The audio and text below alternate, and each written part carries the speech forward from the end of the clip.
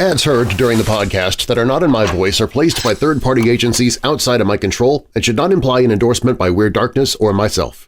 Stories and content in Weird Darkness can be disturbing for some listeners and is intended for mature audiences only. Parental discretion is strongly advised.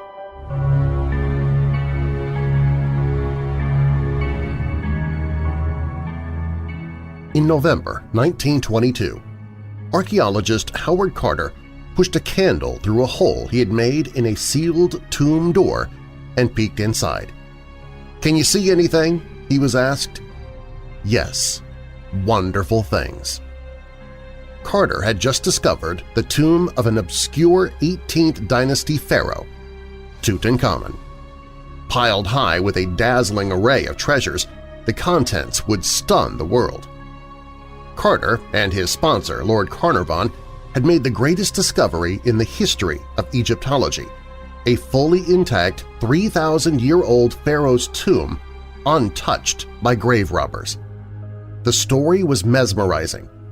Henry Morton, the only journalist allowed on the excavation, filed a series of reports of Carter's discoveries to the London Times, and the reports kept coming.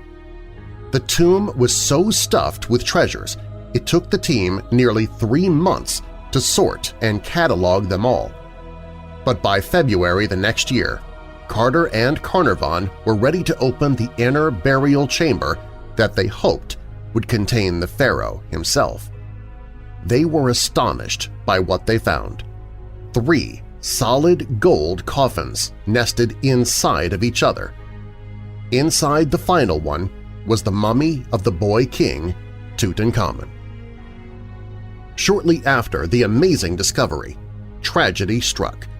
Lord Carnarvon fell ill and died after an insect bite went septic. Rumors began to circulate that Carter and Carnarvon had found stone tablets in Tutankhamun's tomb inscribed with a curse. Had Carnarvon been struck down by a pharaoh's spell for daring to desecrate his burial place? I'm Darren Marlar, and this is Weird Darkness.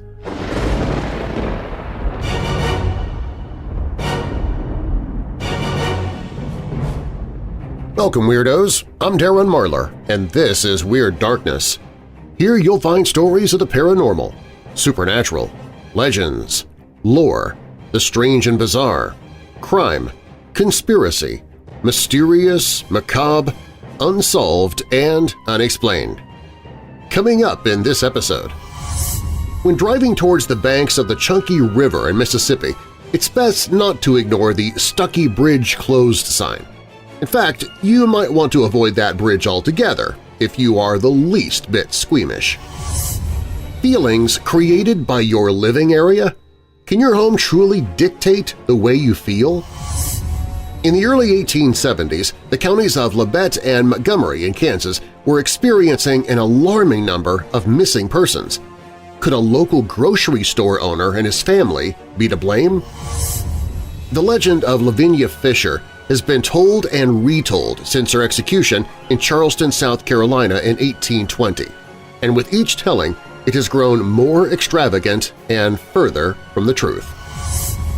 Why are so many mysterious vanishings combined with some type of cloud, fog, or mist? Frank Lloyd Wright is regarded as one of the most brilliant minds in the history of American architecture. One of his creations was Taliesin, meant to be a hideaway for Wright and his mistress.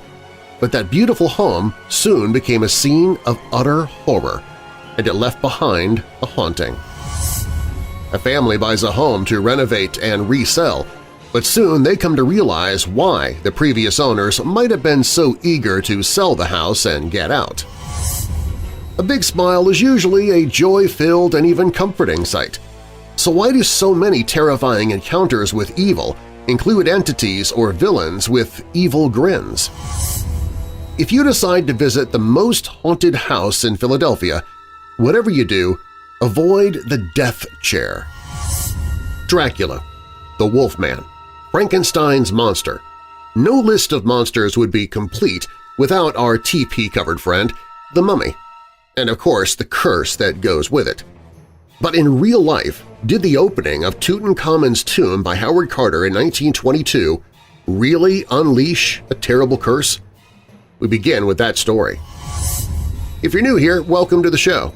While you're listening, be sure to check out WeirdDarkness.com for merchandise, my newsletter, to enter contests, to connect with me on social media. Plus, you can visit the Hope in the Darkness page if you're struggling with depression or dark thoughts. You can find all of that and more at WeirdDarkness.com. Now, bolt your doors, lock your windows, turn off your lights, and come with me into the Weird Darkness.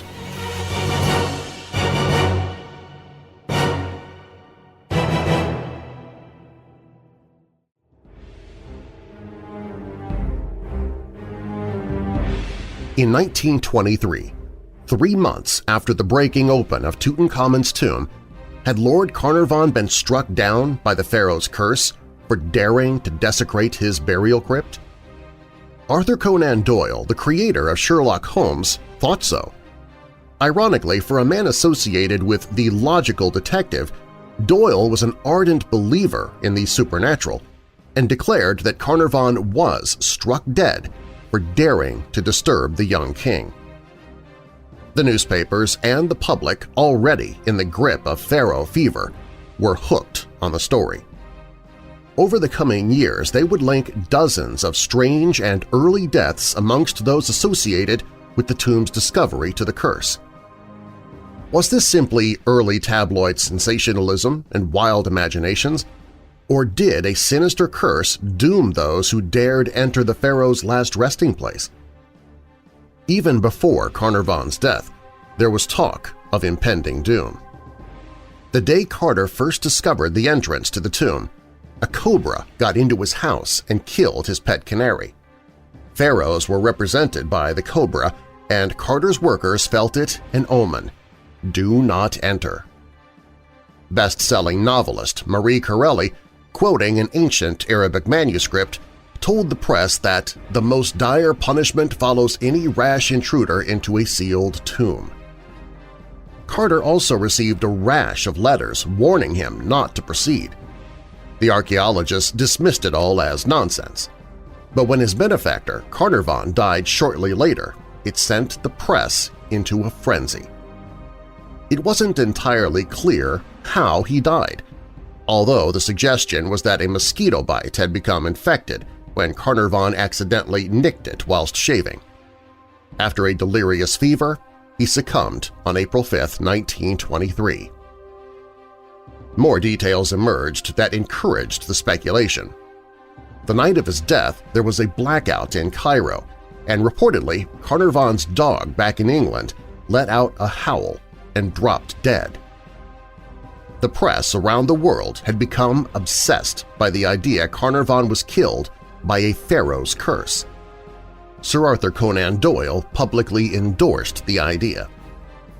A Los Angeles Times leader wrote, "No matter how little superstitious a man may be, the act of breaking the rest so carefully guarded through the centuries must cause an emotion which time can never efface." More deaths were to follow. A few weeks after Carnarvon's death, Carter gave wealthy financier George J. Gould a private tour of the tomb. Soon after, Gould came down with a fever and died. Other early tomb visitors died violent or strange deaths within the year. Prince Ali Colonel Fahmy Bey and South African millionaire Wolf Joel were both murdered, and British MP Aubrey Herbert went blind and died of blood poisoning.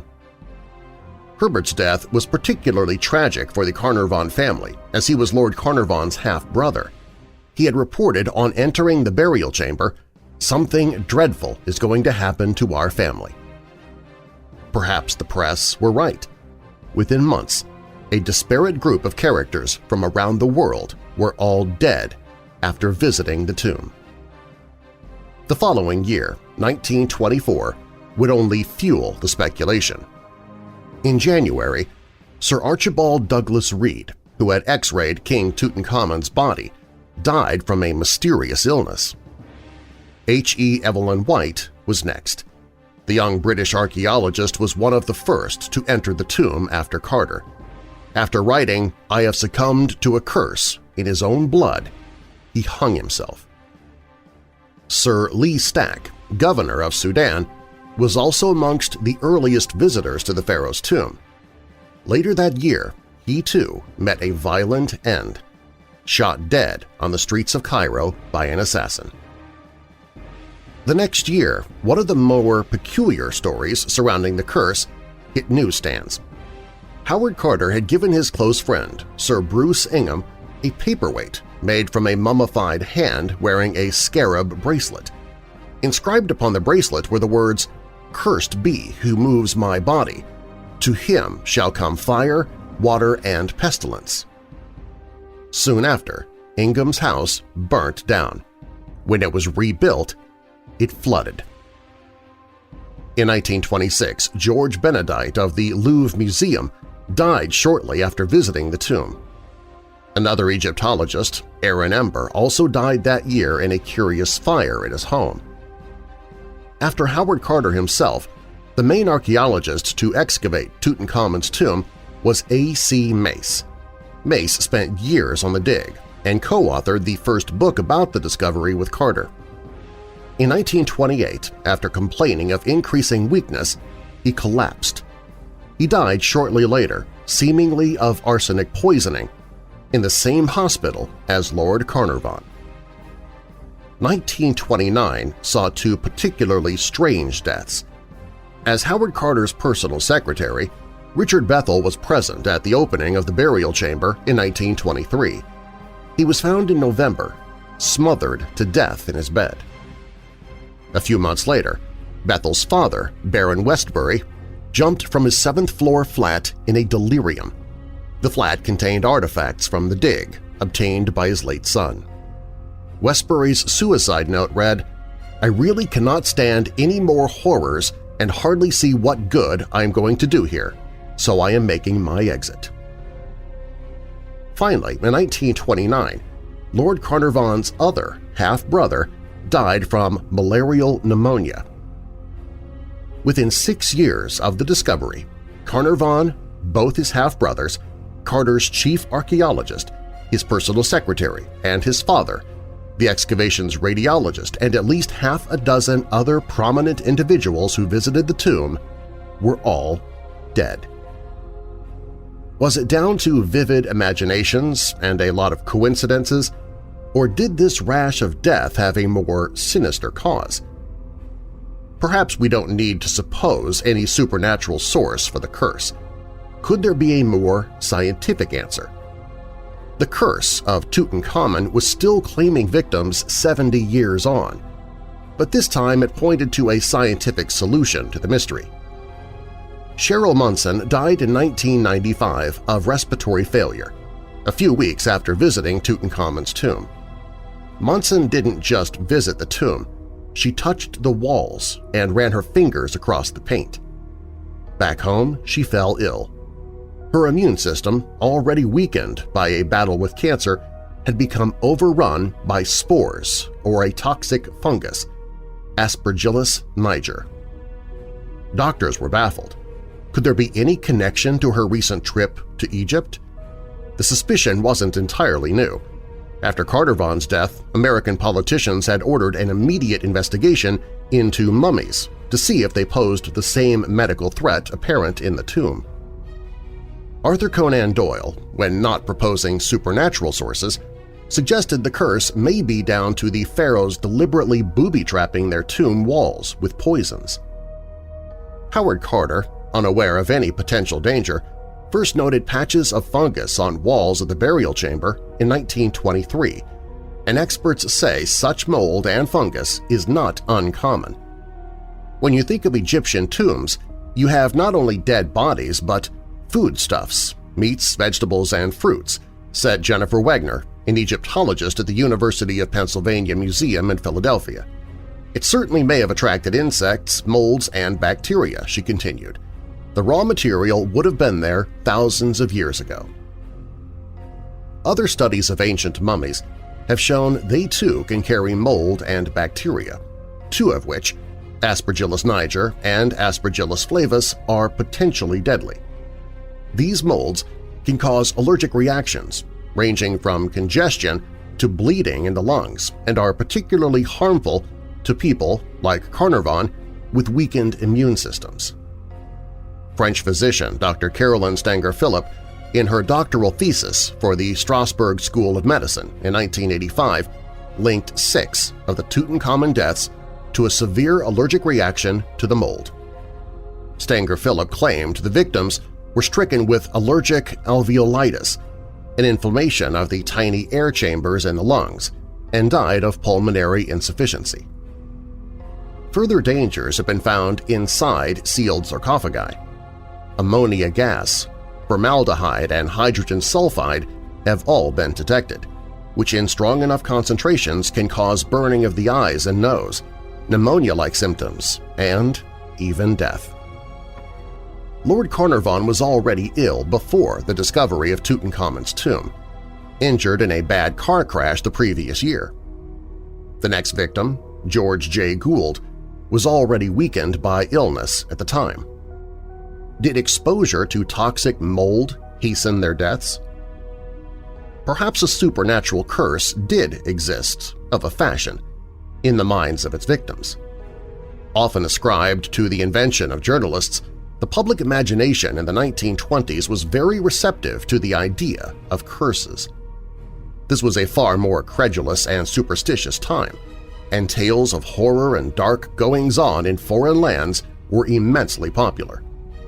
Could it be some of those that died simply believed the curse to be real, and this hastened their deaths? With the media hype so strong about the curse of the pharaohs, there is evidence at least some of the deaths were influenced by the belief they had succumbed to it. Evelyn White's grisly suicide is the most obvious candidate. A young archaeologist who visited the tomb in 1923, he left the note supposedly written in his own blood, complaining that he was cursed. Although Evelyn White had a troubled private life, could the fact he visited Tutankhamun's burial chamber have made him believe his troubles were caused by the much-vaunted curse? Another suicide ascribed by some to the curse was Baron Westbury, who jumped from a 7th-floor balcony to his death in 1930. His suicide note complained about the horrors. Westbury's son, Richard Bethel, was the second man to enter the burial chamber after Carter himself. Just months earlier, he had died in strange and violent circumstances. Did Westbury believe he, too, was doomed and took matters into his own hands? Death shall come on swift wings to him who disturbs the peace of the king. Rumors that Carter had found those words inscribed in the burial chamber were never substantiated, and Carter himself always denied it. However, ancient Egyptians did sometimes leave curses in their tombs. The tomb of Kentika Ikeki contains an inscription, "As for all men who shall enter this my tomb, impure, there will be judgment. An end shall be made for him. I shall seize his neck like a bird. I shall cast the fear of myself into him." Another Old Kingdom curse reads, "Cursed be those who disturb the rest of a pharaoh. They that shall break the seal of this tomb shall meet death by a disease that no doctor can diagnose." Some mastaba walls in Giza and Saqqara were also inscribed with curses meant to scare off tomb robbers. The modern idea of a mummy's curse did not begin with the Carter dig. Egyptologist Dominic Montserrat traces the idea back to Victorian London and bizarre strip shows where real mummies were unbandaged live on stage. This odd spectacle inspired Little Women writer Louisa May Alcott to write one of the first mummy's curse stories in her long-forgotten 1869 book Lost in a Pyramid, or The Mummy's Curse. American Egyptologist Herbert E. Winlock was one of the most prominent skeptics over the mummy's curse. If it existed, Winlock argued, it was not very effective. He scrupulously collected newspaper stories of deaths attributed to the curse. By the 1930s, according to Winlock, The vast majority of those directly involved with the excavation were actually still alive. Of the 26 who were present at the first discovery of the burial chamber, only 6 had died by 1934. Only 2 of the 22 present at the opening of the sarcophagus were dead 10 years later. All 10 of those who were there when the mummy was unwrapped were also still alive. It seems the pharaohs were not that keen on striking down those who desecrated the grave after all. The best example was Howard Carter himself. As the discoverer of the tomb, he should have been the main target for any curse, yet he went on to live for another 15 years, until his death in 1937, of natural causes. Lord Carnarvon himself may have been, somewhat inadvertently, responsible for the curse. In January 1923, growing tired of the endless clamor of journalists for interviews and access, he decided to sell exclusive rights to cover the excavation to just one newspaper, The Times of London. Rival newspapers were furious. This was the story of the decade, and one newspaper had a monopoly on it. To compensate, journalists like Arthur Weigel of the Daily Mail were forced to find different ways to cover Carter's excavation.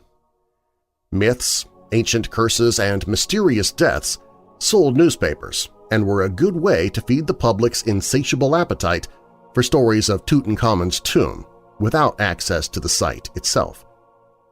Thus were born Ripe Tales of the Dead Canary, The Power Cut in Cairo, and Suicide Notes Written in Blood. Stories that continue to this day.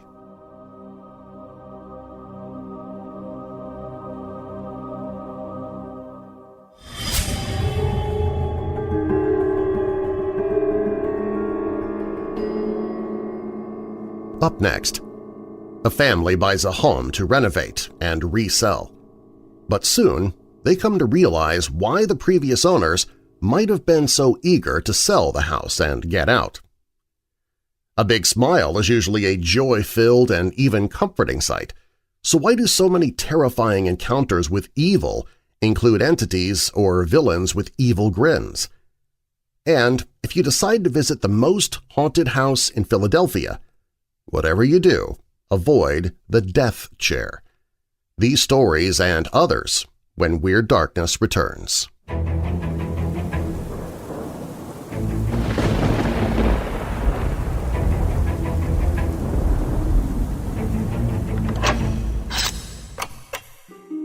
Nothing goes better with chocolate than vanilla, and nothing goes better with the darkness than vampires. So we've combined all of them into a new blend of weird dark roast coffee called Very Vampilla. This bloody good blend combines a medium dark roast coffee with hints of chocolate, vanilla, and just a tad bit of dried cherry, too. So good, you'll want to sink your fangs into the fresh roasted bag itself. Weird Dark Roast Very Vampilla. The only thing at stake, bad pun, is your dissatisfaction with your old coffee. Sip it while the sun is down if you're one of the undead, or when the sun is up if you just feel dead and need a bit of a boost. Get your Weird Dark Roast Very Vampilla at WeirdDarkness.com/coffee. That's WeirdDarkness.com/coffee.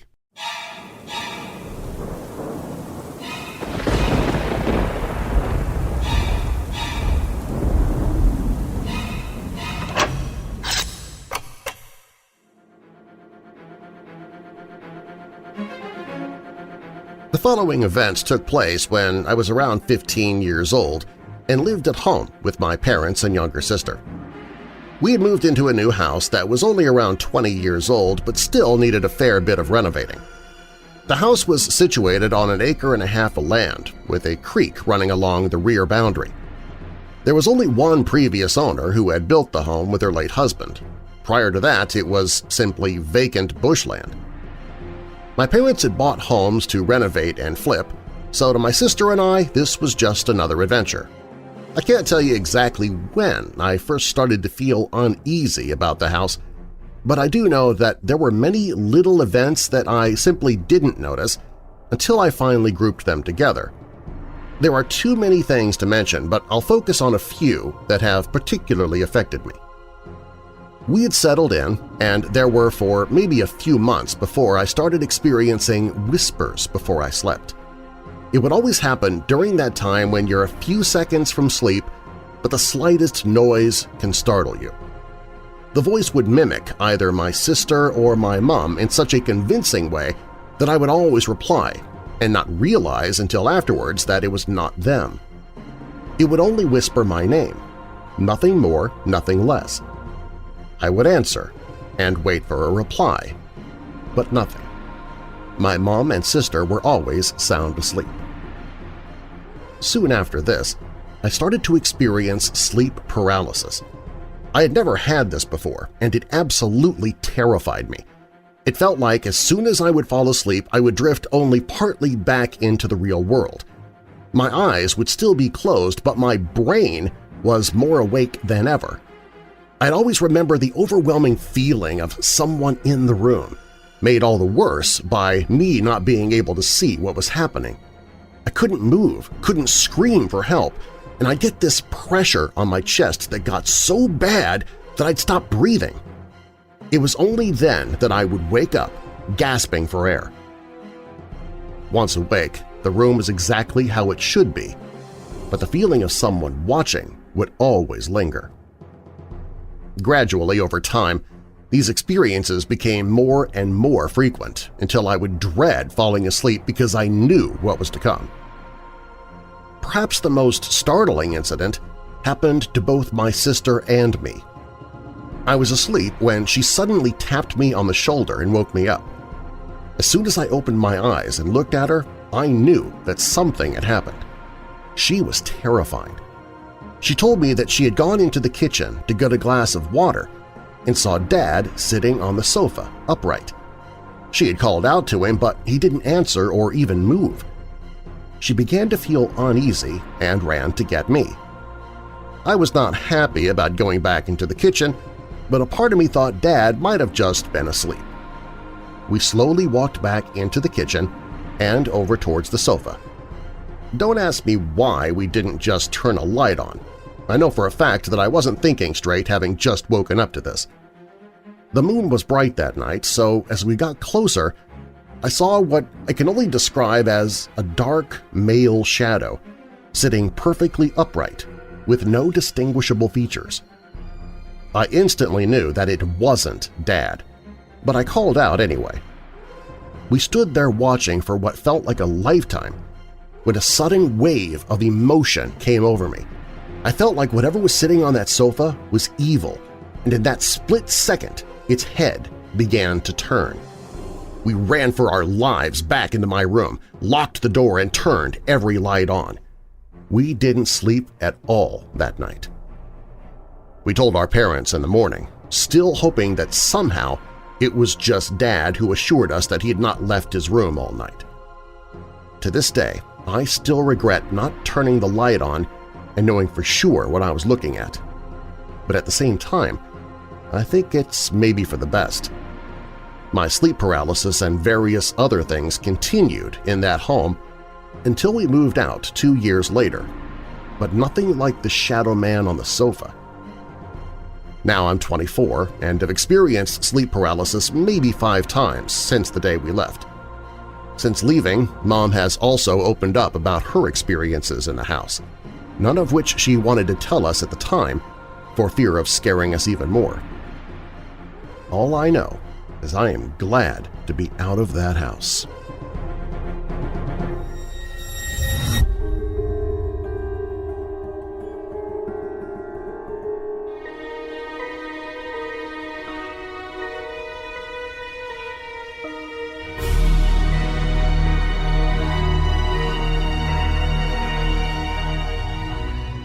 For decades, people have claimed disturbing encounters with supernatural humanoids that have one thing in common – their maniacal smiles. We'll begin with the story of a man named Woodrow Derenberger, better known to his family and friends as Woody.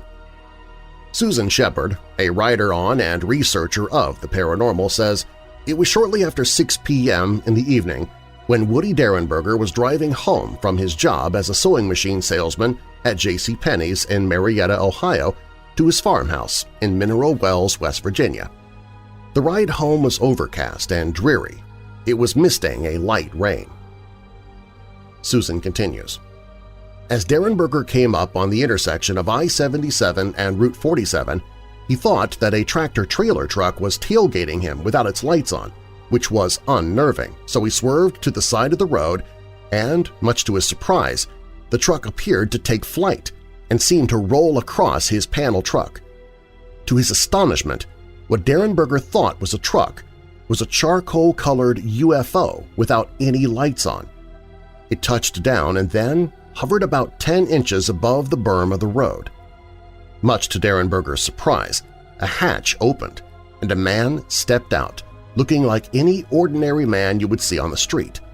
There was nothing unusual about his appearance, except the man was dressed in dark clothing and had a beaming smile. There was, however, something not quite right about that smile. The strange figure said that its name was Indrid Cold. Certainly Cold is the definitive, sinister, smiling thing. He was an enigmatic character who played a significant role in the Mothman wave that dominated Point Pleasant, West Virginia from 1966 to 1967. Cold's crazed and eerie smile never left him, something which provoked fear among those who encountered him.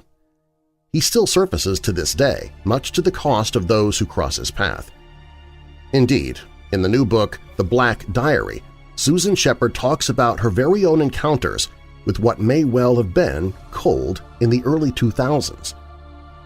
The Hat Man is a man-in-black type being that appears in shadowy form, not unlike the infamous Shadow People to whom the Hat Man is almost certainly related.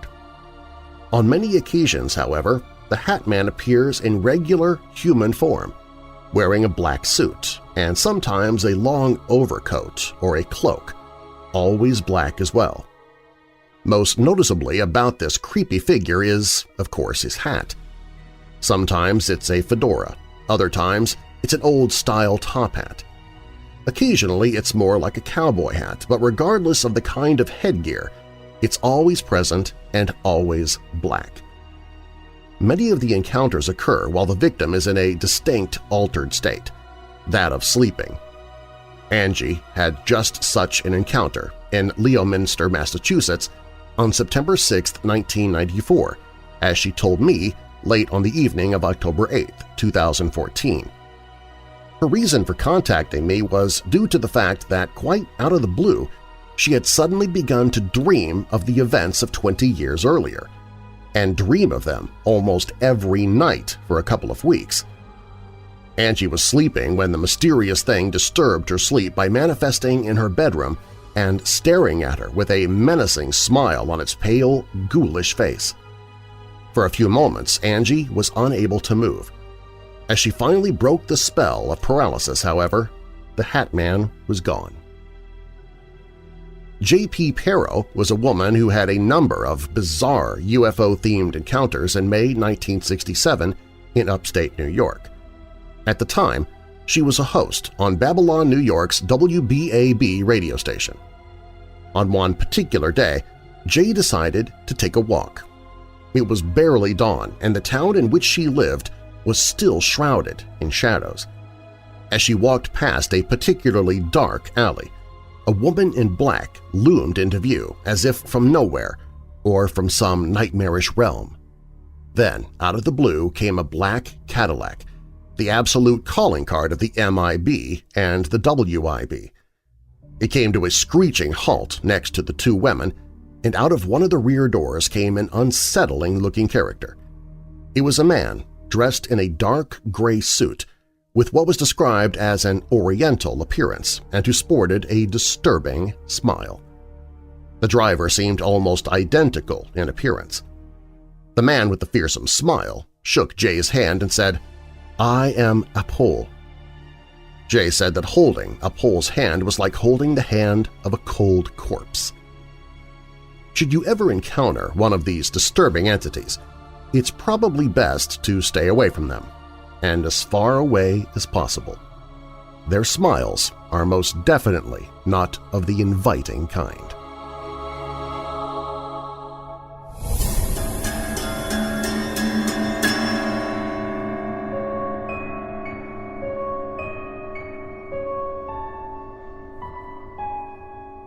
Baleroy Mansion has stood in Philadelphia's Chestnut Hill section for over a century. The estate was built in 1911 by a carpenter who eventually murdered his wife in the main house, at least according to lore. The apocryphal story set the tone for tales to come.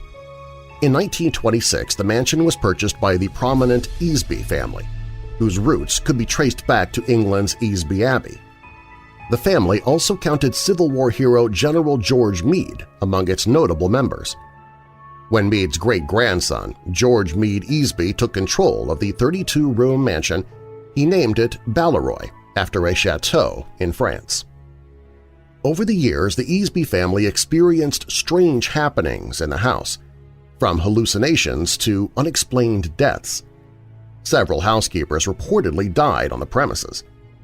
Encounters of ghosts were so rampant that Baleroy earned the title of Most Haunted Home in America and the Most Haunted House in Philadelphia.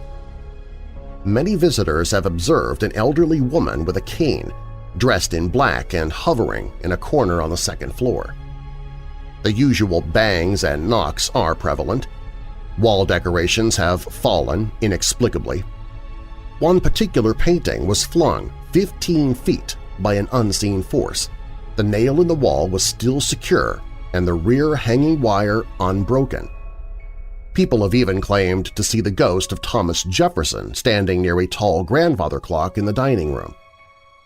But there is one room inside the mansion that stands apart, an 18th-century drawing room with a simple piece of furniture called the Death Chair.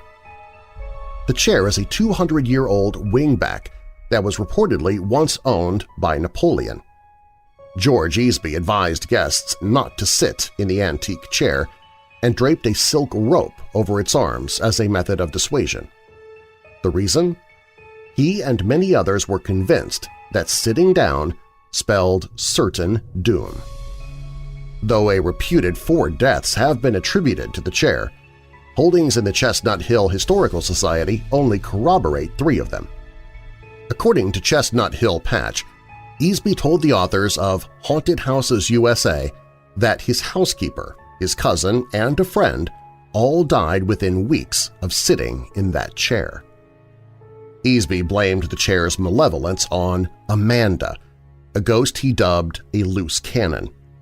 She has ripped open doors only to slam them shut and seems to possess powers of a wicked nature. Amanda has been seen not as an apparition, but as a cold ectoplasmic red mist hanging in the doorway from the reception room into the blue room. It is here where Amanda appears and entices people to sit in the chair. Seances and visits from famous mediums have attempted to unlock the Baleroy mystery. One of them was Judith Richardson Hames, who, upon crossing the threshold, remarked, "My God, I can't believe how many spirits are in this house." Interestingly, Easby came to respect the many ghosts in his home and, on one occasion, voiced his wish for them to stay indefinitely. He believed one of the ghosts to be his own mother, Henrietta, whose guidance from the other side helped to steer him away from opportunists and bad business deals. Additionally, Easby claimed to have found papers from a great-uncle stashed away in a cabinet, which ultimately led him to a sizable inheritance. He credited his mother's ghost with that discovery, as well as the discovery of a pair of valuable candlesticks hidden in the attic rafters which belonged to his mother. Another ghost he believed was his brother Stevie, who died at the age of 11, but was seen many times at the window. On one occasion, a laborer working outside glanced up and saw a young kid with blonde hair staring down at him. Easby passed away in 2005. For a short time, Baleroy Mansion offered tours, allowing visitors to admire the home's antique treasures. But as the years passed, the antiques were removed, and tours were discontinued. The Baleroy is now, again, a private residence. When Weird Darkness returns. Frank Lloyd Wright is regarded as one of the most brilliant minds in the history of American architecture. One of his creations was Taliesin, meant to be a hideaway for Wright and his mistress.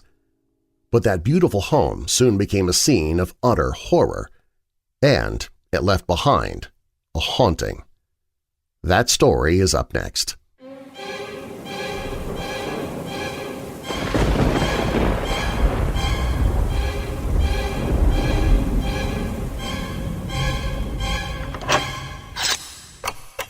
If you or someone you know is struggling with depression, dark thoughts, or addiction, please visit the Hope in the Darkness page at WeirdDarkness.com. There, I've gathered numerous resources to find hope and solutions. For those suffering from thoughts of suicide or self-harm, there's the Suicide and Crisis Lifeline, as well as the Crisis Text Line. Both have trained counselors at all hours to help those in need, and the page even includes text numbers for those in the U.S., Canada, United Kingdom, and Ireland. Those struggling with depression can get help through the Seven Cups website and app, and there's information for anyone to read more about what depression truly is and how to identify it through our friends at ifred.org. There are resources for those who battle addictions, be it drugs, alcohol, or self-destructive behavior, along with help for those related to addicts. The page has links to help you find a therapist or counselor, to find help for those who have a family member with Alzheimer's or dementia, help for those in a crisis pregnancy, and more. These resources are always there when you or someone you love needs them on the Hope in the Darkness page at WeirdDarkness.com.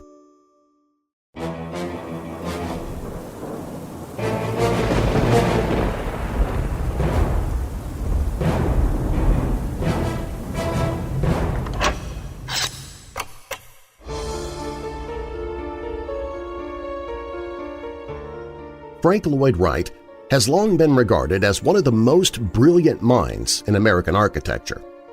He designed breathtaking homes and buildings and created a unique legacy that continues today.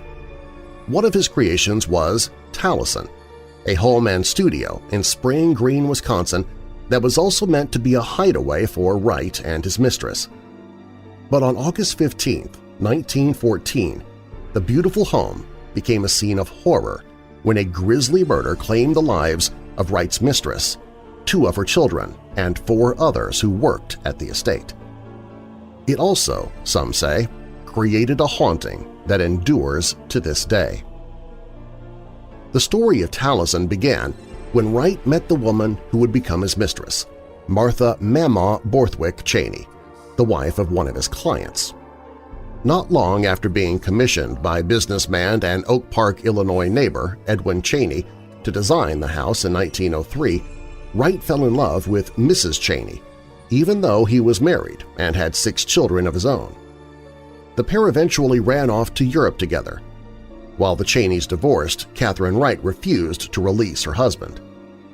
Seeking a place where he and Martha could live out of the public eye, Wright built a residence and studio in Spring Green, Wisconsin in 1911.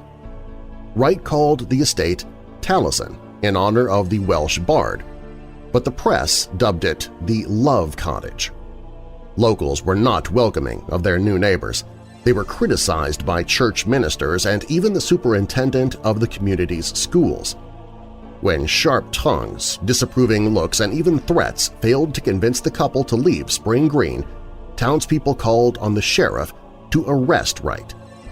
The eccentric architect, however, cared little about standard conventions or what the outside world thought of his relationship, and there wasn't anything that the sheriff could do about it. On the afternoon of August 15, 1914, Wright was in Chicago working on the design of Midway Gardens. At lunchtime, Martha and 2 of her children, 8-year-old Martha and 12-year-old John, sat down to eat on the porch at Taliesin.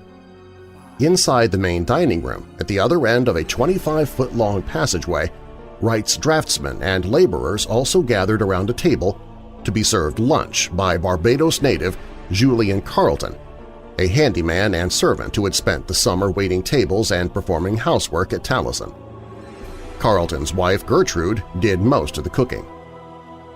As the workers were eating in the dining room, 19-year-old draftsman Herbert Fritz and his table mates noticed something unusual. We heard a swish as though water was thrown through the screen door. Then we saw some fluid coming under the door. It looked like dishwater. It spread out all over the floor, he recalled. After serving soup to Martha and the children, Carlton instructed his wife to leave the house. He then returned to the porch wielding a hatchet and attacked Martha and the two children before dousing the floors with gasoline and setting the entire house ablaze. The dining room where the workers were having lunch suddenly burst into flames. The door had been locked from the other side. With his clothes burning and hair on fire, Herbert Fritz jumped out the window next to where he was seated and rolled down the hillside to put out the flames. When he looked back, he saw Taliesin in flames and saw Carlton swinging a hatchet at his co-workers, who had managed to force open the dining room door to escape through the window to the courtyard. Although badly burned and wounded, both 35-year-old carpenter Billy Weston and landscape gardener David Lindblom managed to escape with Fritz. They hurried a half-mile to the nearest house with a phone to call for help. The people who rushed to the scene found the bodies of Martha, her two children, 2 workers, and a 13-year-old boy. David Lindblom later died from his burns. Hours after the attack, Carlton was discovered barely conscious inside the basement furnace of the house, having swallowed uric acid. He never offered a reason for his attack and died from starvation 7 weeks later. Gertrude Carlton said her husband had become increasingly paranoid in the weeks prior to the attack, even keeping a hatchet in a bag next to his bed. Rumors spread that Carlton had been harassed by some of the workers at Taliesin, and there had been an argument a few days before the attack over the saddling of a horse. One of the surviving workers told the police that Martha had told the Carltons they were being let go. The killer's wife confirmed they were due to take a train back to Chicago that night. Through his grief, Wright set out to resurrect Taliesin, much of which had been destroyed by the fire. By the end of 1914, the residential wing of the estate had been rebuilt, and by the end of the year, Wright had fallen in love with another woman who had penned him a condolence letter. The two married in 1923 after Catherine finally agreed to a divorce, 2 years before Wright's estate burned to the ground once again, this time from faulty wiring. Wright once again rebuilt Taliesin, which still stands today. Memories of the tragedy are said to still linger. In the wake of the attack, firefighters took the dying and badly burned victims to a cottage on the property called Tanya Dairy. It is in and around this cottage where Martha's spirit has been reported over the years. She is usually dressed in a long white gown, and while she is a peaceful presence, she is obviously restless and lost. It is also said that doors and windows open and close by themselves within the cottage, and lights sometimes turn on and off. Witnesses say that they often close the place for the night only to return the following day to find everything wide open. The events of the past have truly marked the house as a haunted place that will forever be linked to a tragedy of more than a century ago.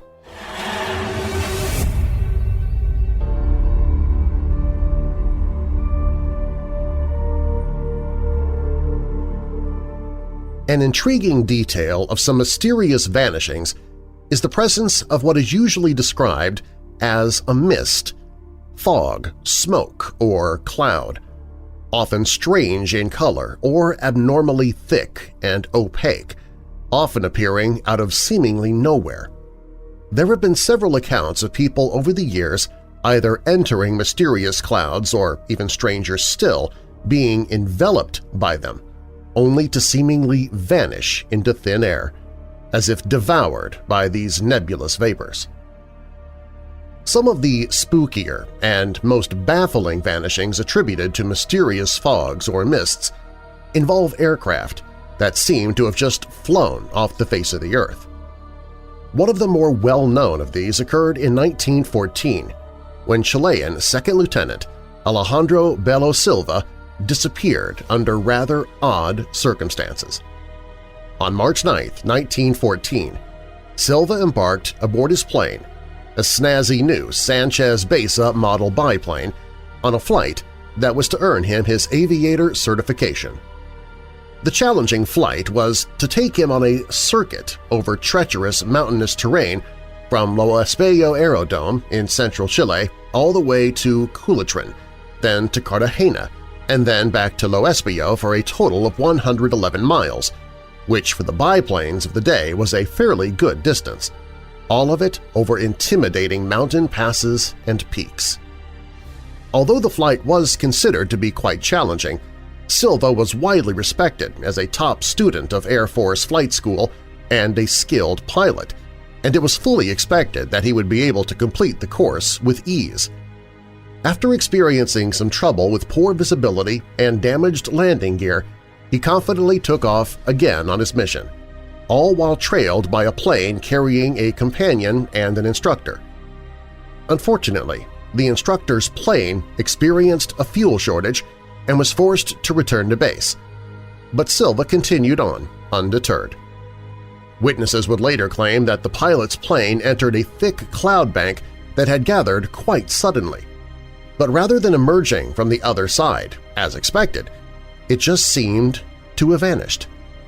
Silva never did fly out of that cloud, and indeed neither he nor his plane have ever been seen again. The odd disappearance provoked a massive search for the missing pilot, but no trace of him or scrap of the plane was ever found, causing him to be pronounced lost and presumed dead.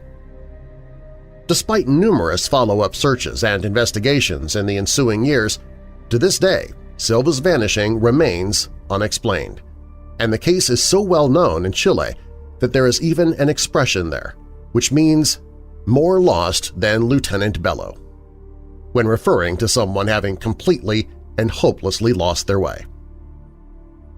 A similarly bizarre disappearance of a plane happened in 1952 during the Korean War. In March of that year, fighter pilot Commander John Baldwin was on patrol in the skies of Korea aboard an F-86 Sabre when he purportedly flew into a strange cloud formation and seemingly off the face of the Earth. At no point was there ever any distress signal issued by Baldwin, nor was any sign of a crash ever found. Indeed, he was a seasoned pilot, had not been engaged in any sort of dogfight at the time, and had not met with enemy fire. Upon entering that cloud, he had seemingly ceased to exist. It is not clear what became of these pilots or their aircraft, but a perhaps sinister hint can be found in a rather harrowing and unexplained account from the Vietnam War. While flying aboard a C-130 cargo plane off the coast of South Vietnam, crewman Robert L. Pollock allegedly looked outside to see a whirling gray cloudy mass near the rear troop door, which seemed to be pulsating and growing in size. Pollock immediately attributed it to a fire or some other malfunction, but everything was in working order, and the whole time that strange cloud grew until it was almost filling the entire rear of the aircraft, still ominously swirling about in a clockwise motion. The now rather unsettled Pollock called other crewmen, and they too saw the amorphous mass of roiling smoke. Pollock claimed that he had tentatively put his hand within it and even stepped inside of the bizarre fog and described it as being completely dark inside, yet not having any discernible odor or taste. Others who put their hands in noticed that their hands would completely vanish. Such was the utter thickness of the mist. The unidentified cloud reportedly got alarmingly large, and the crew began to back away in terror. But then it suddenly began to recede until it was just a tiny swirling wisp, after which it disappeared, simply puttering out of existence. What was this mist? And was it perhaps about to make this plane disappear as well? It's hard to say. It's not only planes that have disappeared into unexplained mists, and indeed one of the weirdest mass vanishings ever involved such a phenomenon. The case in question goes back to the fighting of World War I, in particular the Gallipoli campaign, which took place on the Gallipoli Peninsula of the Ottoman Empire from April 25th of 1915 through January 9th of 1916. The objective of the campaign was for the Allied powers of Britain and France to launch an ultimately unsuccessful naval and amphibious assault against the Turks to secure the Dardanelles, which is a strait that connects the Mediterranean with the Black Sea, and served as an essential sea route for their ally, Russia. At the time, the strait was controlled by Turkey, an ally of Germany's. The eventual plan was to push through and forcefully claim the city of Constantinople, present-day Istanbul, which was the Ottoman Empire's capital, and expel the Turks from the war. In the midst of the bloody campaign, there came the Sandringams, a military unit that had been created in 1908 by King Edward VII, consisting of men that had been recruited from the staff of the Royal Sandringham estate. They would later be included with the 5th Territorial Battalion of the Royal Norfolk Regiment, or the Norfolks.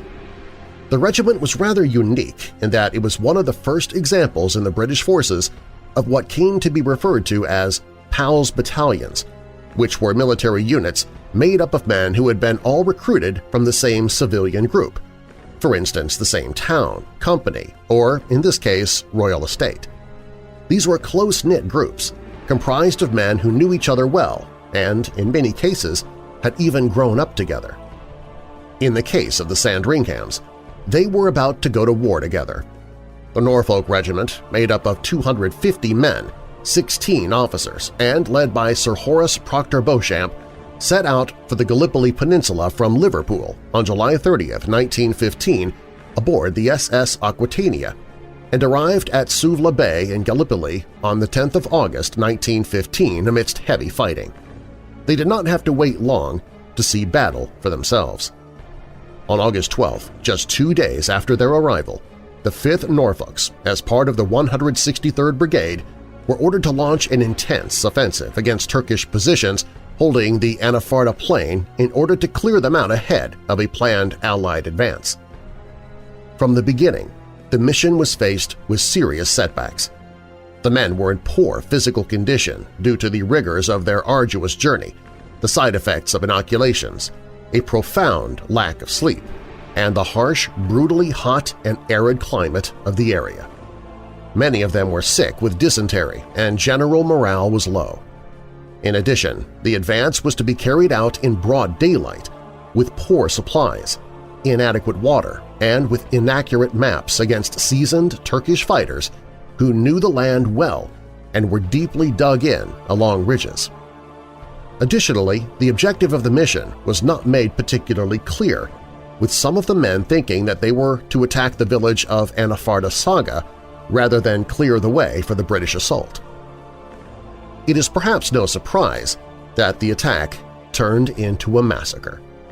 The exhausted, thirsty, and sick men first made an error and turned the wrong way, separating them from the larger 163rd Brigade.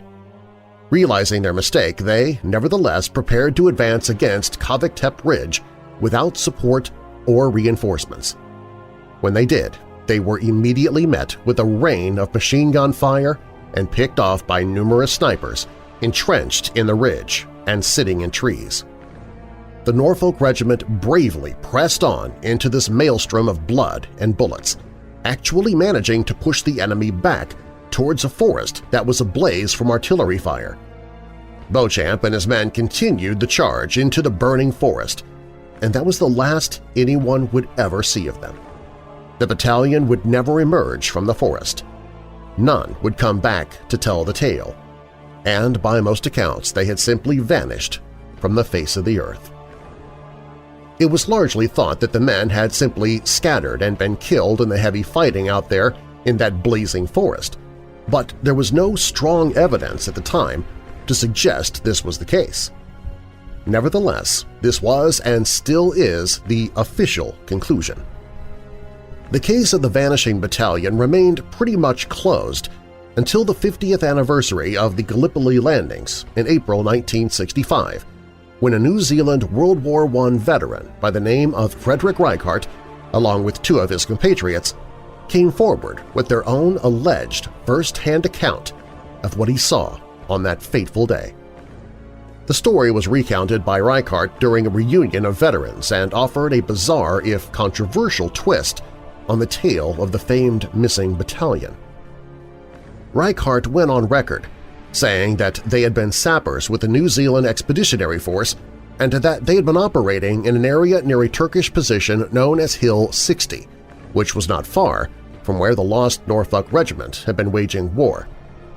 The sapper claimed they noticed between 6 and 8 odd, grayish-brown, loaf-shaped clouds hovering over the battlefield. The weird clouds were described as being completely still, even in the face of high winds at the time. Beneath these clouds was reportedly another even larger and denser-looking cloud that was estimated at being around 800 feet in length, around 200 feet high. This massive cloud was allegedly hugging the ground over a dry creek bed when the Norfolk Regiment approached, and without hesitation they proceeded to march directly into it.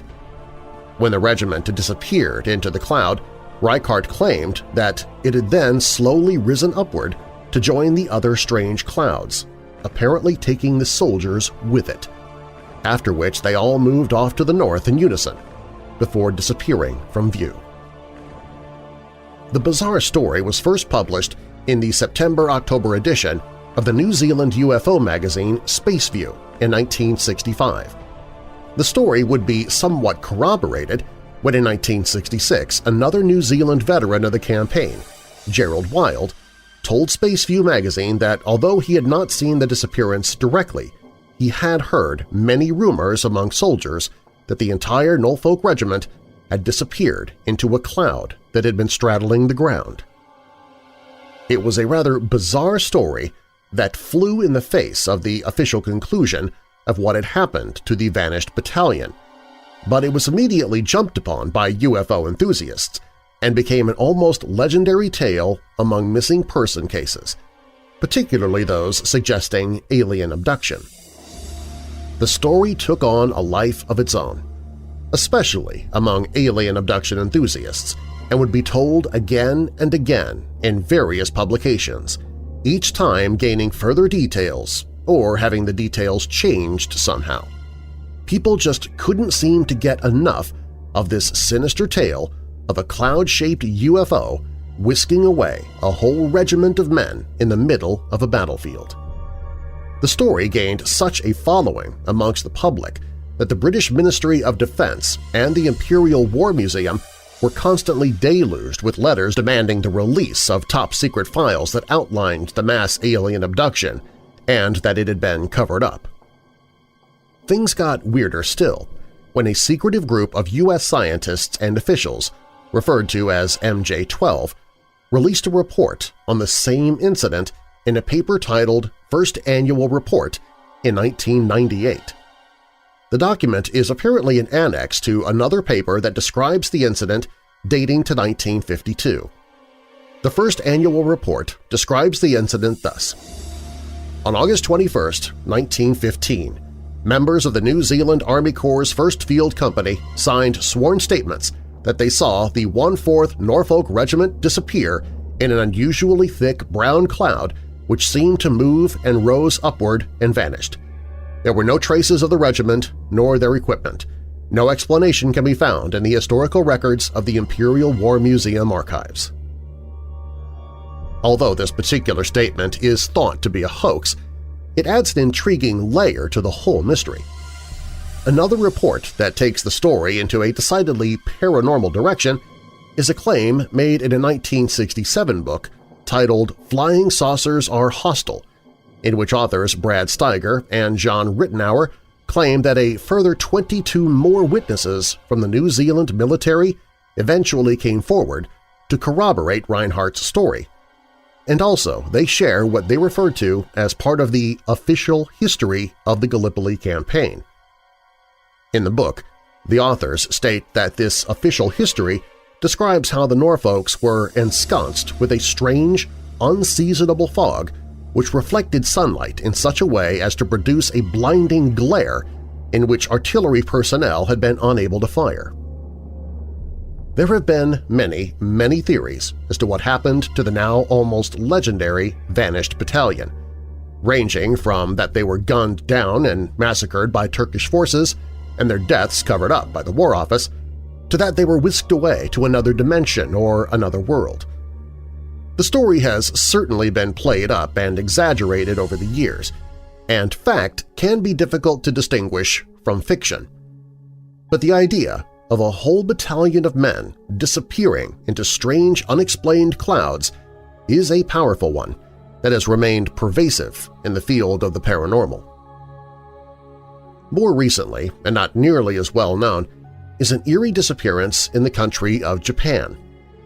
On November 19, 1963, a Tokyo bank manager, an employee, and a customer were in the manager's car on their way to play a game of golf. This is not so strange in and of itself, as golf games are common venues for business transactions in Japan. What is weird is what they would witness along the way. For much of the way, a black car had been in front of them, and when they pulled up next to it they noticed that the front windows were tinted and that in the rear there was an elderly man calmly reading a newspaper. Although the car was somewhat odd to them, the witnesses did not think much of it, until a white smoke or fog began to envelop the car, seeming to come out of nowhere.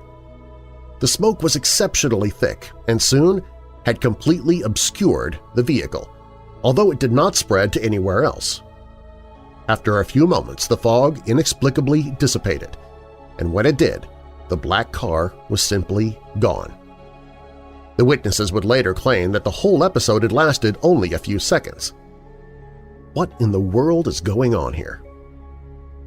An even more terrifying encounter allegedly occurred in April of 1992, and while it did not result in a vanishing, it certainly seems like it was headed in that direction. On the evening of April 12th, the anonymous witness was driving through the desolate desert wasteland of US 180 near Deming, New Mexico at approximately 11:20 p.m. when he noticed a white light shining in the dark off to the left side of the road.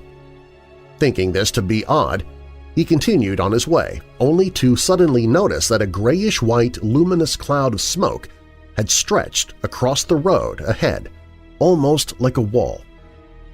The witness then drove right on into this eerie fog and claimed to have driven through it for around an hour, but soon found that it was so thick he could barely see the road right in front of his truck. It was all extremely odd considering that such dense fogs are exceedingly rare in such desert locales. Perplexed, the witness exited the vehicle to take a look around, but as he did, he claims that he abruptly lost control of his limbs and sprawled to the ground, dizzy and numb and unable to move. As he lay there on the parched earth, surrounded by this clinging vapor, two shadowy figures approached out of the murk to grab him by each arm and began hauling him through the smoke towards a shiny metallic object situated nearby. According to the witness, these beings brought him through a rectangular opening in the side of the craft and placed him in a chair-like device. It was now that he could see that the two figures were not human, but rather slender, bony entities, around 5 feet in height with oval faces and large black eyes. The chair was put into a reclining position, and the witness claims that something was inserted into his nose, some type of tube or device which caused a distinct buzzing and stinging sensation that caused him to shout out. The two beings were apparently startled, reportedly then throwing him back outside, after which he levitated to his vehicle and the thick fog melted away to leave him there shaking and sobbing in the desert night. These cases surely cover a range of disparate disappearances and what I like to call near vanishings, and perhaps there's no real connection to any of them, other than the presence of strange clouds, fogs, smoke, and mist. Yet, one wonders just what the significance of this detail is on the outcome of what happened to these people. Was it just coincidence, or did this fog have some dark meaning and effect? If so, then where did it come from, and what does it mean? Is this aliens, an interdimensional phenomenon, or something altogether even stranger still? The answer remains unclear. No matter what has happened here, the one thing we can be sure of is that in most of these cases, these people encountered clouds or mist and ceased to exist.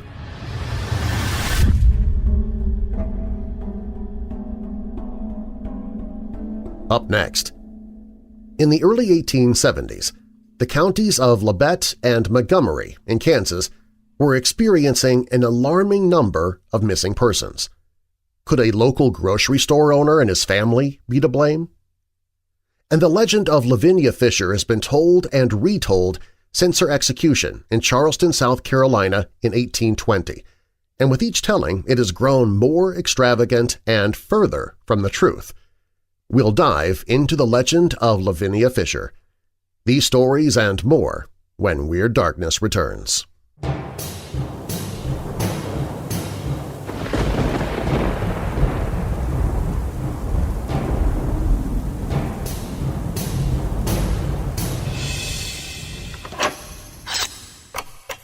Hey Weirdos! Our next Weirdo Watch Party is Saturday, January 18th, and sci-fi film host and all-around nice guy Juke Sua is back with another terrible B-movie, this one from the infamously inept Roger Corman. From 1958, it's War of the Satellites. And yet you propose to follow this 10th failure with another attempt, using more of your volunteers?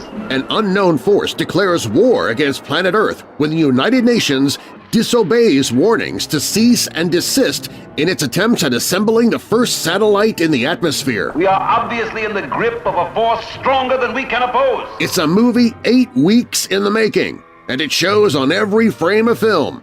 See the last few seconds with a wire holding up a planet. See the satellites spinning in different directions every time you see them. There it is, the barrier. All those men in that satellite will die. See shadows somehow being cast onto the backdrop that is supposed to be outer space. Signal barrier dead ahead. Crash emergency. All hands secure for blast. You'll even see actors wearing the same clothes day after day after day because… who knows? War of the Satellites. Join us online as we all watch the film together on January 18th at 7 p.m. Pacific, 8 p.m. Mountain, 9 p.m. Central, 10 p.m. Eastern on the Monster Channel page at WeirdDarkness.com. The Weirdo Watch Party is always free to watch. Just tune in at showtime and watch the movie with me and other Weirdo family members, and even join in the chat during the film for more fun. We're always cracking jokes during the movie, usually at the actor's or director's expense, but hey, it's all worthy of criticism. It's Juke Sua presenting Roger Corman's War of the Satellites from 1958.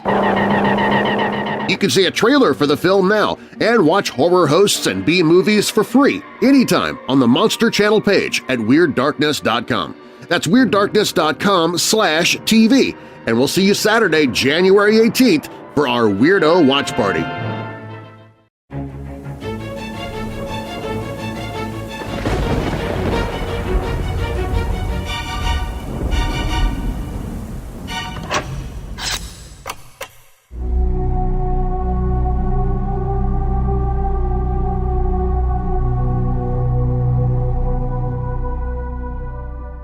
Today, tourist pamphlets and websites will earnestly tell you that Lavinia Fisher was America's first female serial killer, when in fact there is no hard evidence that she ever killed anyone.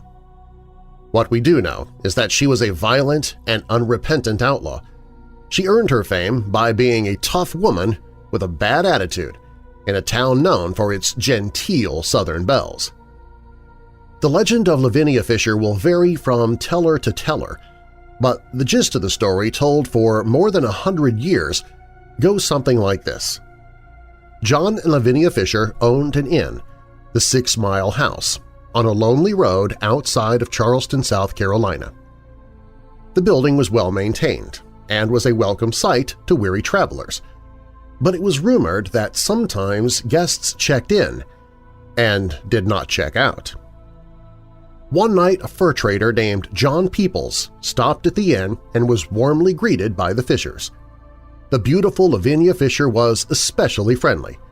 Peoples thought the Fishers were being a little too friendly, and, suspicious of their intentions, he went to bed early. Peoples' suspicions grew, and he could not sleep. He decided not to lie in the bed but to sit in the corner, facing the door, so he could see if anyone came in to attack him. His suspicions were confirmed when a trap door sprung, dropping the bed into the cellar where John Fisher was waiting with an axe. Peoples escaped and hurried back to Charleston to tell the authorities. John and Lavinia were arrested and their property searched. The human remains were found, including many bodies in a lime pit in the cellar under the trap door. The Fishers were convicted of murder and sentenced to hang. The unrepentant Lavinia Fisher went to the gallows in 1820 wearing her wedding dress. John Fisher pinned all the blame on his wife, but he was hanged along with her. Lavinia's ghost now haunts the old jail on Magazine Street in Charleston, as well as the Unitarian Cemetery. Lavinia Fisher was hanged in 1820, but the crime was highway robbery, a capital offense at the time, not murder. She was a member of a large gang of highwaymen who operated out of two houses in the back country outside of Charleston, the 5 Mile House and the 6 Mile House. It's not clear whether or not the 6 Mile House was a hotel, but it did serve as hideout for a number of outlaws. Wagon trade in and out of Charleston was a profitable business and an important part of the city's economy. In 1819, trade was disrupted by a gang of highwaymen stopping wagons on the road and stealing goods and money. Since the victims were unable to identify their assailants, the authorities were powerless to act. A group of Charleston citizens decided to take matters into their own hands and, if necessary, invoke lynch law. According to the Charleston News and Courier, a gang of desperados have for some time past occupied certain houses in the vicinity of Ashley Ferry, practicing every deception upon the unwary and frequently committing robberies upon defenseless travelers. As they could not be identified and thereby brought to punishment, it was determined by a number of citizens to break them up, and they accordingly proceeded in a cavalcade on Thursday afternoon to the spot, having previously obtained permission of the owners of some small houses to which these desperados resorted to proceed against the premises in such manner as circumstances might require. The cavalcade proceeded first to the 5 Mile House, where they gave the occupants 15 minutes to vacate the premises before they burned it to the ground. At the 6 Mile House, they evicted the occupants and left a man named Dave Ross behind to guard it. Believing their work was finished, the cavalcade returned to Charleston. The next morning, 2 men from the outlaw gang broke into the house and assaulted Dave Ross, driving him outside where he was surrounded by a gang of 9 or 10 men and 1 woman, the beautiful Lavinia Fisher. Ross looked to Lavinia for help, but she choked him and shoved his head through a window. 2 hours later, John Peoples was heading out to Charleston in his wagon and stopped near the 6 Mile House to water his horse. He was accosted by the gang, including Lavinia Fisher. They stole about $40 from him. Peoples returned to Charleston, and this time he was able to tell the authorities the identities of his attackers. He did not know all of their names, but he had just cause to believe that among them was William Hayward, John Fisher and his wife Lavinia Fisher, Joseph Roberts, and John Andrews. This, along with Dave Ross's story, forced the authorities to act. Sheriff's Deputy Colonel Nathaniel Green Cleary got a bench warrant from Judge Charles Jones Colcock and set out for 6 Mile House. John and Lavinia Fisher, along with several members of the gang, gave up without a fight and were taken to jail in Charleston. Over the next several days, many other gang members were arrested. John Peoples identified them as the group who robbed him, John and Lavinia Fisher were charged with highway robbery, a hanging offense at the time. While they were awaiting trial, a grave containing the remains of 2 human bodies was found about 200 yards from 6 Mile House. They were believed to be the bodies of a white man and a black woman, dead for at least 2 years. With so many people in and out of 6 Mile House during that time, it was impossible to identify their killers, and no one was ever hanged for their murders. Only 2 bodies, no more, were found at 6 Mile House. The trial took place in May of 1819. The Fishers pleaded not guilty to the charge of highway robbery, but the jury thought otherwise. The verdict? Guilty of highway robbery. John and Lavinia planned to appeal their conviction to the Constitutional Court, and while they awaited the hearing, they were kept in the Charleston jail. Because they were a married couple, John and Lavinia were kept in the debtors' quarters in the upper part of the jail rather than the heavily guarded lower floor. On September 13th, they attempted to escape through a hole they made under the window of the cell. John went first down a rope made of blankets, but it broke before he reached the ground. He could have escaped alone but chose to stay behind with Lavinia. Their motion for a retrial was rejected by the Constitutional Court, and the Fishers could do nothing now but wait for execution. The Reverend Richard Furman would visit them often to help them make peace with their maker. He appeared to make some headway with John, but Lavinia was more likely to curse than pray. On February 4, 1820, they were taken to a gallows erected on Meeting Street just outside the city limits of Charleston. Each was wearing a loose-fitting white robe over their clothes, possibly the source of the wedding dress myth. It was a public execution, and everyone, including the fine ladies of Charleston, came out to see Lavinia Fisher hang. John mounted the gallows peacefully, but Lavinia had to be physically dragged to the platform where she beseeched the crowd to help her. According to one historian, she stomped in rage and swore with all the vehemence of her amazing vocabulary, calling down damnation on a governor who would let a woman swing. The crowd stood shocked in silence while she cut short one curse with another and ended with a volley of shrieks. When Lavinia was quiet, Reverend Furman read a letter from John Fisher in which he thanked the Reverend for explaining the mysteries of our holy religion. John then told the crowd he was innocent and blamed Colonel Cleary for coaching the witness who accused him. The legend of Lavinia Fisher had probably already started, but her last words to the crowd, her true last words to the crowd at her hanging, guaranteed her immortality. "If you have a message you want to send to hell, give it to me, I'll carry it." The Fishers were buried in a potter's field, not the Unitarian cemetery Lavinia supposedly haunts. It is strange that Lavinia Fisher has a legend as a murderess when, in fact, it is unlikely that she ever murdered anyone. It is possible that somewhere along the line the legend of Lavinia Fisher became confused with the true and well-documented crimes of the Bloody Bender family in Kansas in the 1870s. So we will look at that case next.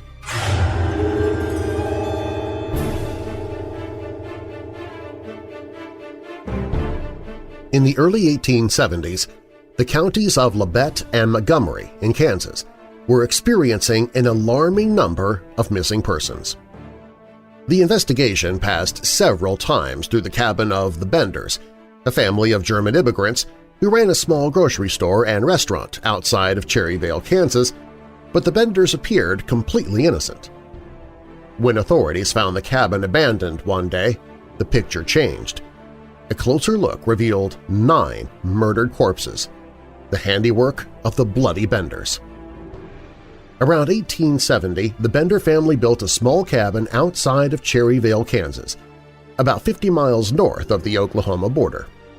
William Bender and his wife, sometimes referred to as Ma Bender, were in their 60s. Thomas and Joanna, better known as Kate, were in their 20s. They were German immigrants, all spoke with accents, and the elder Benders spoke little English. It is unclear exactly how these four were related. Most accounts say that Thomas and Kate were the son and daughter of William Bender and his wife, but Thomas was also known as John Gebhardt and is sometimes referred to as Kate's husband. Other accounts say that none of them were actually named Bender and that only the mother and daughter were related. The men are described as large, coarse-appearing men. The description of Kate ranges from a large, masculine, red-faced woman to good-looking, well-formed, rather bold in appearance. A number of sources agree that she had a ruddy complexion and she may have been a redhead. The Benders kept a small grocery store in the front of the cabin, selling staples such as tobacco, crackers, sardines, candles, powder, and shot. They also provided meals for travelers. Though they kept to themselves, the Benders attended church and town meetings and seemed to be an ordinary rural family. The only exception was Kate, who professed to being clairvoyant, giving public lectures on spiritualism and advertising in local newspapers her ability to heal disease, cure blindness, fits, and deafness. In 1873, citizens of Labette County became concerned over the inordinate number of missing persons in their community. Neighboring counties were experiencing losses as well. In March 1973, Dr. William York from Onion Creek, Montgomery County, came in search of a man named Lauscher and his infant daughter who had traveled in the region the previous winter and were never heard from again. Dr. York never made it home either. Dr. York was from a very prominent family, and in April, his brother, Colonel A. M. York, came to Labette County leading a party of 50 citizens of Montgomery County. They searched unsuccessfully for the missing doctor, stopping several times at the Benders' cabin. On one occasion, they asked Kate to use her clairvoyant powers to help with the search, but she had no information for them. The next time someone stopped at the Benders' cabin, it appeared to be deserted. Their wagon was missing, and a calf they were raising had died of neglect. The authorities in Cherryvale were notified and went back to check on the house. Everything seemed to be in order. Nothing was missing but clothes and bedding. But a thorough search of the house began to reveal the Benders' horrible secret. Near the table where guests were served was a trap door, and the foul-smelling hole beneath the door was clotted with blood. The ground in an orchard near the house had been carefully plowed, but one small section was noticeably indented. The ground was dug up, revealing the decomposing body of Dr. York. His skull had been crushed and his throat had been cut. Before nightfall, 7 more bodies were extracted, and another was found the next day. Most were badly decomposed but were still identified by clothing and jewelry. They were W. F. McCrotty of Cedarville, D. Brown of Cedarville, Henry F. McKenzie of Hamilton County, Indiana, Mr. Lauscher and his baby daughter from Independence, 2 unidentified men, and 1 child believed to be an 8-year-old girl. Another body previously found in Drum Creek was also attributed to the Benders. All but the baby had fractured skulls and slit throats. It was believed that the baby was suffocated when buried alive with her father. The 8-year-old girl's body had been badly mutilated. The travelers were murdered for their money. The amounts stolen by the Benders ranged from 40 cents to $2,600, along with horses and wagons. From the conditions of the bodies and the arrangement of the house, the authorities were able to surmise how the killings were done. The table where customers took their meals was in a small booth formed by cloth partitions on both sides. The partitions were close enough to the back of the chairs that, when sitting upright, the heads of the diners would indent the cloth. The male Benders would wait behind the cloth partitions, and when the opportunity presented itself, would smash their victims' skulls with stonebreakers' hammers. The bodies were thrown through the trap door into what one book called the slaughter pen, where the throats were cut to guarantee death. After dark, the bodies were removed and buried in the orchard. This speculation was verified, to an extent, by a Mr. Wetzel of Independence, Kansas, who had read Kate's advertisement and traveled to the Benders with his friend, Mr. Gordon, seeking a cure for neuralgia.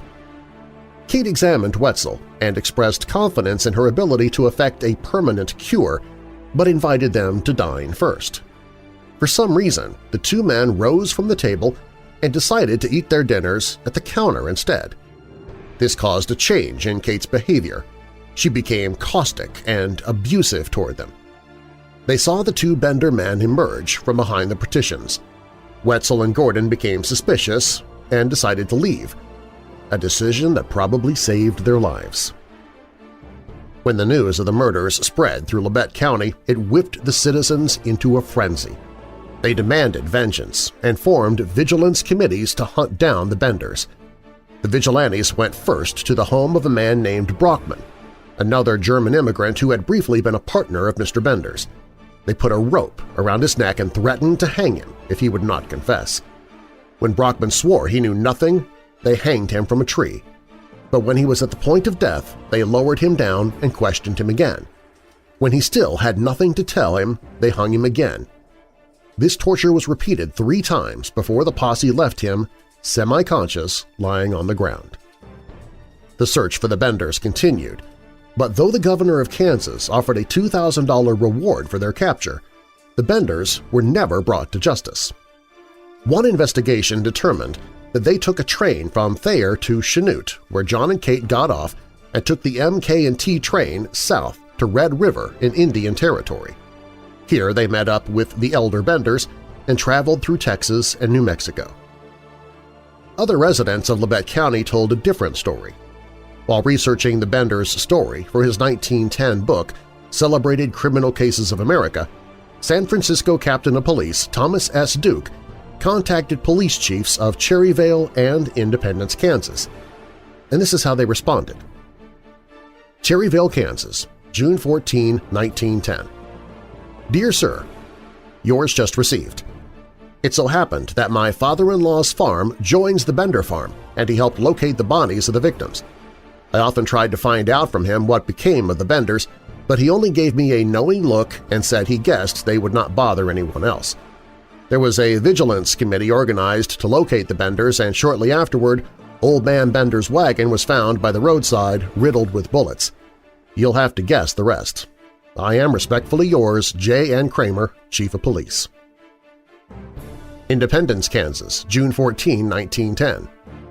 Dear Sir, in regard to the Bender family, I will say that I have lived here 40 years and it is my opinion that they never got away. A vigilance committee was formed and some of them are still here but will not talk except to say that it would be useless to look for them, and they smile at the reports of some of the family having been located. The family nearly got my father.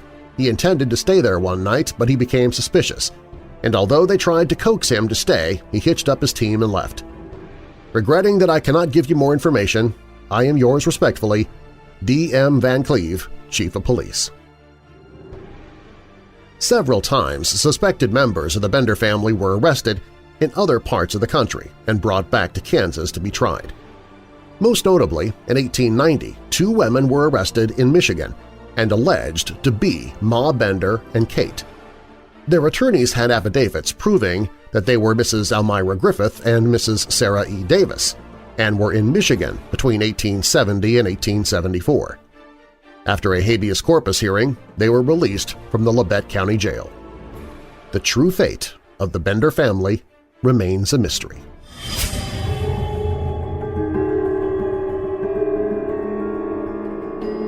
When Weird Darkness returns. When driving toward the banks of the Chunky River in Mississippi, it's best not to ignore the Stuckey Bridge Closed sign. In fact, you might want to avoid the bridge altogether if you are the least bit squeamish. And feelings created by your living area. Can your home truly dictate the way you feel? These stories are up next.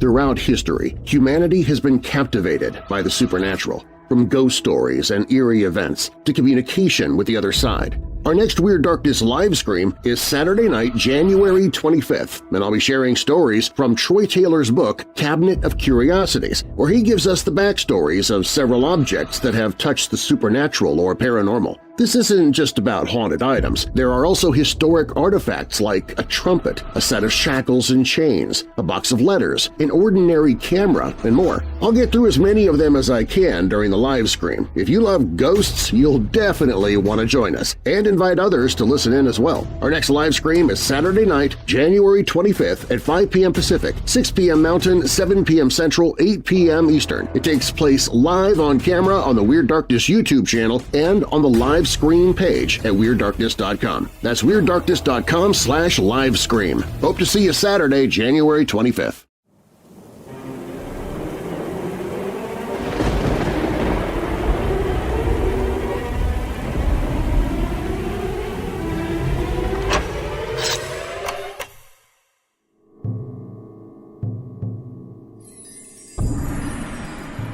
After my divorce, I moved into a small apartment while I tried to make sense of my life.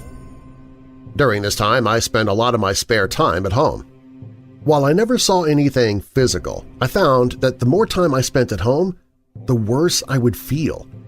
I would go through stages of anger, pain, and hatred, intense hatred during my time at home in that apartment.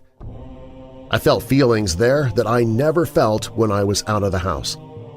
It would creep over me from that moment I arrived home to the moment I couldn't stand it anymore. Now, at the time, I thought this was all part of the grieving process. But a few months after moving in, I started talking to the lady who lived next door. She told me that very few people had stayed in that apartment for long. When she had first moved in, a married couple had lived there. They had gotten divorced 2 or 3 months after she moved in. They lived in the apartment for around a total of 6 months. After her, a student moved in and was involved in a crime of passion, and then I moved in.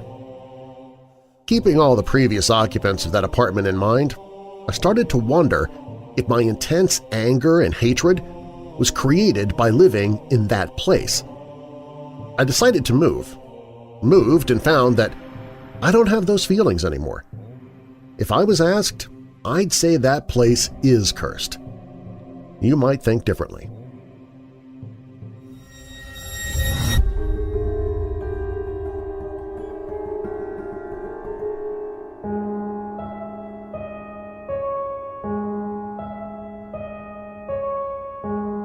On Saturday, October 13th, there was a raucous party on the banks of the Chunky River, yards from the infamous Stuckey Bridge in Mississippi. Most of the partygoers keep together at a safe distance from the legendary bridge, but a few have separated from the crowd to attempt climbing it. The bridge climbers say they're not there for the party, we're on a ghost hunt, they say.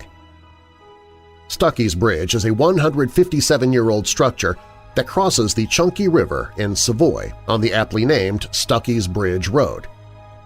In the 20th century, it replaced its long-lost function of bridge with the new functions of party spot and legend manufacturer. Having been built a decade prior to the Civil War, the bridge, which is made of wooden planks and rusty metal, was never meant for the use of cars.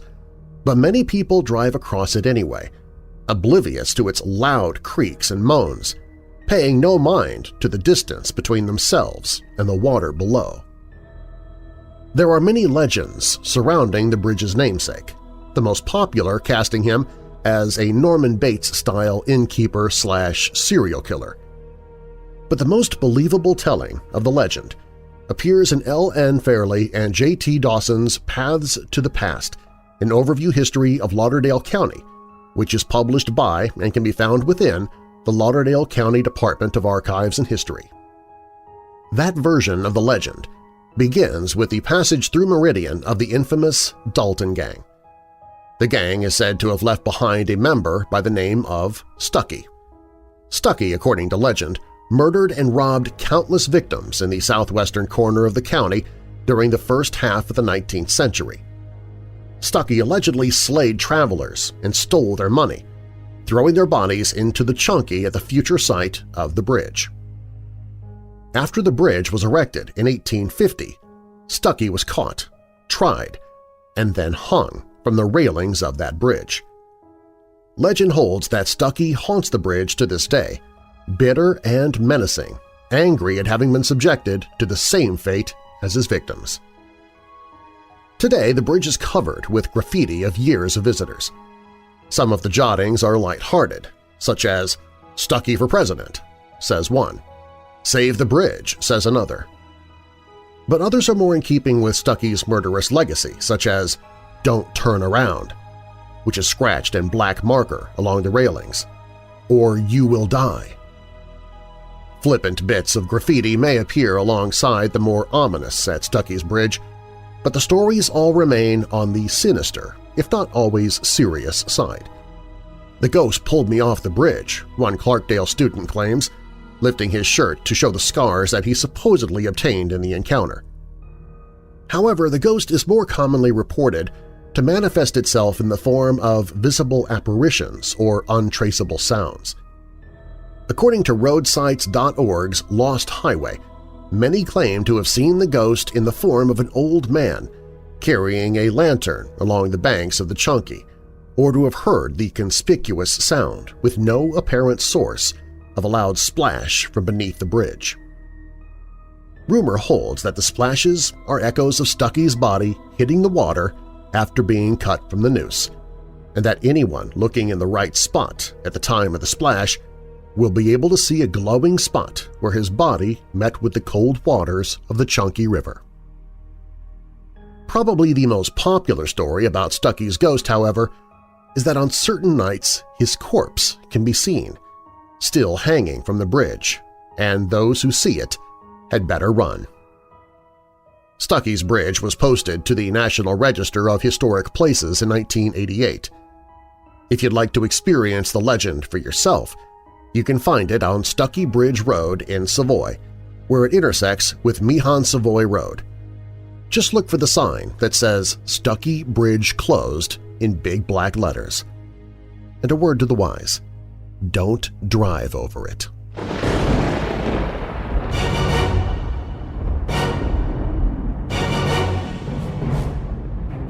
Thanks for listening. If you like the show, please share it with someone you know who loves the paranormal or strange stories, true crime, monsters, or unsolved mysteries like you do. You can email me anytime with your questions or comments at darren@weirddarkness.com. Darren is D-A-R-R-E-N. WeirdDarkness.com is also where you can find all of my social media, listen to free audiobooks I've narrated, visit the store for Weird Darkness t-shirts, hoodies, mugs, phone cases, and more merchandise. Sign up for monthly contests, find other podcasts that I host, and find the Hope in the Darkness page if you or someone you know is struggling with depression or dark thoughts. Also on the website, if you have a true paranormal or creepy tale to tell, you can click on Tell Your Story. You can find all of that and more at WeirdDarkness.com. All stories in Weird Darkness are purported to be true unless stated otherwise, and you can find source links or links to the authors in the show notes. Smiling, Sinister, and Supernatural was written by Nick Redfern for Mysterious Universe. Baleroy Mansion is by Gary Sweeney for the lineup. The Shadow on My Sofa is by Bramble Woods, posted at YourGhostStories.com. Murder at Taliesin was written by Troy Taylor. The Mummie's Curse was posted at The Unredacted. The Hanging Man at Stuckey's Bridge is by Jennifer Jacob for the Meridian Star. The Legend of Lavinia Fisher was written by Robert Wilhelm for Murder by Gaslight. Also, The Bloody Benders was written by Robert Wilhelm, again for Murder by Gaslight. Feelings of Pain, Hatred, and Anger Caused by My Apartment was written by Gary Vasey for MyHauntedLifeTOO.com. Mysterious Mists and Strange Vanishings was written by Brent Swanser for Mysterious Universe. Weird Darkness is a production and trademark of Marlar House Productions. And now that we're coming out of the dark, I'll leave you with a little light. Hebrews 4 verse 12. For the Word of God is living and active, sharper than any double-edged sword. It penetrates even to dividing soul and spirit, joints and marrow. It judges the thoughts and attitudes of the heart. And a final thought, living a full and happy life is not about how much stuff we have. It's about how much love we live with. Bowman. I'm Darren Marlar. Thanks for joining me in the Weird Darkness.